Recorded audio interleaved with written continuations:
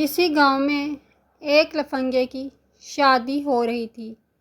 بارات دوسرے گاؤں جانا تھی۔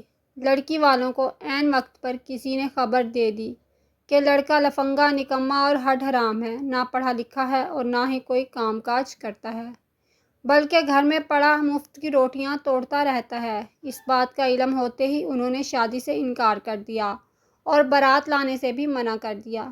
لڑکے کے گھر بہت سے مہمان جمع تھے جو بارات کے ساتھ جانے کے لیے گھر سے تیار ہو کر آئے تھے۔ انکار کی خبر آ گئی تو سارے گاؤں کے سامنے ناک کٹنے کا ڈر تھا۔